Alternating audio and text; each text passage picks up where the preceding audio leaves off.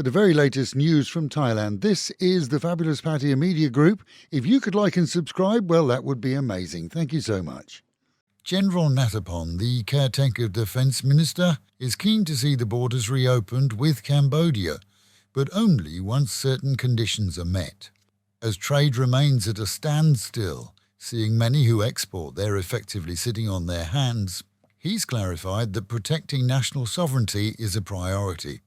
This is the commander of the 2nd Army area, also warned against hasty reopening. The downfall of the Shinawats has seen Cambodia's Hun Sen quickly move to congratulate Kunanutin on his rise to power and insinuate that now they're gone, all should be well between the two countries. That, though, hasn't carried much weight here. Meanwhile, for expats, there is still no chance of cheap, speedy visa border runs. Flight prices, though, have remained at a reasonable price, seeing returns quoted at just over 5,000 baht. As the family of a zookeeper who lost his life this week, mauled by lions at a Bangkok safari park, so the zoo itself reports that the 5 cats involved will be encaged as keepers work to retrain them. All have traditionally been trained since birth and prior to release into the park. However, having tasted the fruits of their attack, the concern is that they, by now, have reverted to their natural predator lifestyle. As the safari park is said to be by now partially reopening, so it's been revealed that a short series of errors by the keepers led to the chance of an attack, and that's being fully addressed too. This as nationwide inspections have been ordered for all zoos and indeed private keepers of large cats by the Department of National Parks. Of issue, it seemed, is the fact that the ranger who had worked with them for over 20 years left his vehicle, which is forbidden under their rigorous training, and is believed to have thought that he had cemented a so-called safe relationship with the pride of lions, which obviously he hadn't. Flooding and high river levels resulting from torrential storms this week have seen many river levels rise to, in some places, critical heights. In the capital, the flow of the Chao Phraya River is said to be full force, seeing some riverboats cutting certain jetties from their route of pick-up and drop-off due to safety issues. To the north of the capital, flooding in many areas has continued, as 2 other storms expected through the weekend.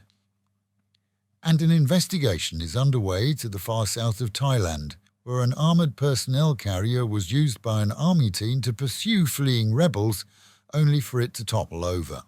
As many cite the fact that APCs are not designed for that type of speed or course in any way, so rescue teams had to recover the armoured truck after the driver lost control and flipped down a steep roadside.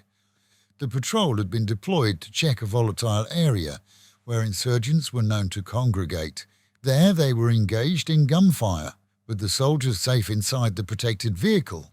But as the attackers fled as a part of national security, they attempted to pursue them, leading to the crash. Reports are that some soldiers incurred minor injuries. Meanwhile at home, the city is preparing for a busier weekend of domestic tourism, after 2 duller ones. Hotels report an increase in bookings despite no major events planned.